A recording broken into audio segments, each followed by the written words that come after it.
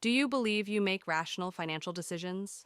What if I told you that your brain is constantly sabotaging you when it comes to money? In the next few minutes, we will reveal the shocking truth about how your biology controls your wallet and how you can regain control.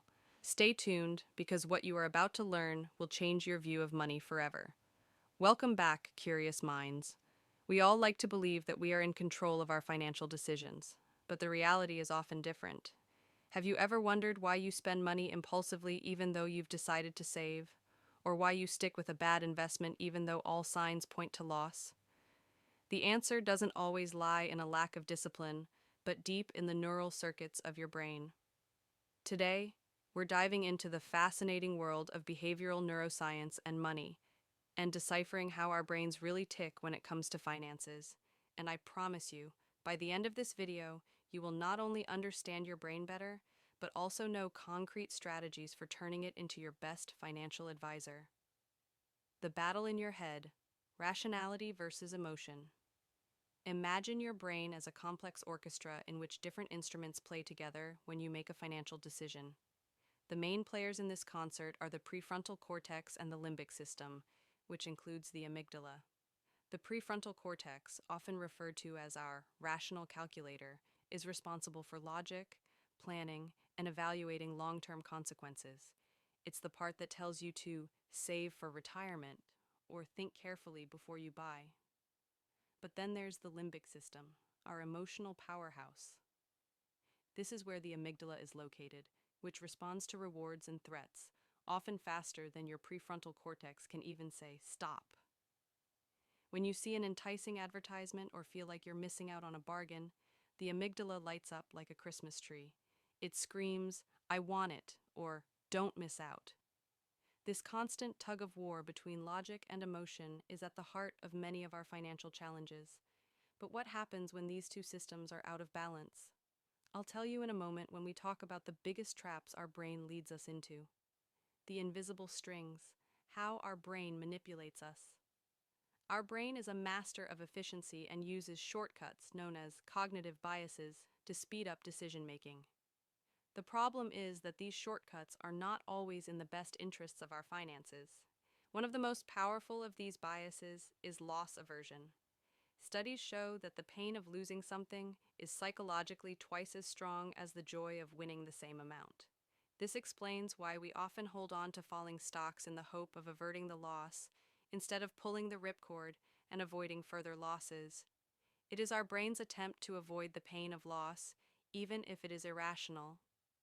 Another powerful bias is present bias, or the preference for immediate rewards. Your brain rewards you more for a small gain now than for a larger gain in the future. That's why buying the latest smartphone today often seems more attractive than saving for a down payment on a house in 5 years.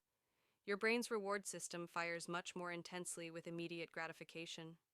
But there are other tricks our brain plays on us, such as the anchoring effect, where the first piece of information we receive strongly influences our subsequent assessment, or confirmation bias, where we unconsciously seek out information that confirms our existing beliefs.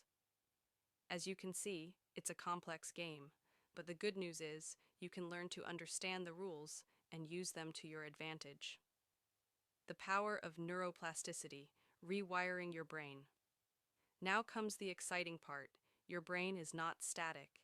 It is incredibly adaptable, a phenomenon we call neuroplasticity. This means you can actively reshape and strengthen the neural pathways that control your financial decisions. It's like a muscle you can train. Every time you make a conscious, thoughtful financial decision, you strengthen the connections in your prefrontal cortex and weaken the impulsive reactions of your limbic system. But how exactly does this work? Here are 3 scientifically proven strategies you can use right away.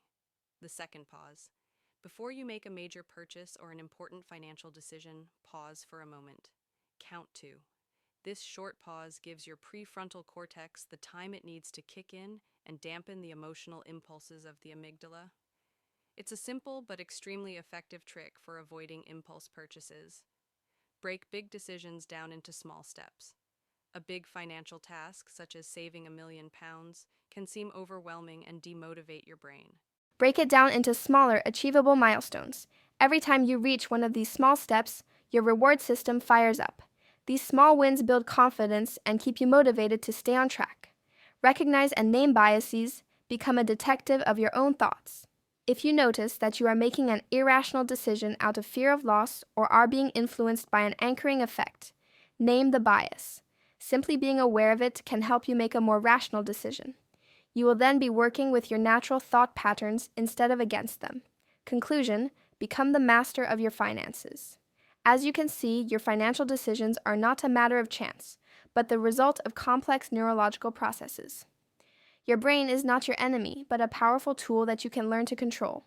By understanding the mechanisms behind your impulses and applying targeted strategies, you can rewire your neural pathways and build a deeper, more conscious relationship with money.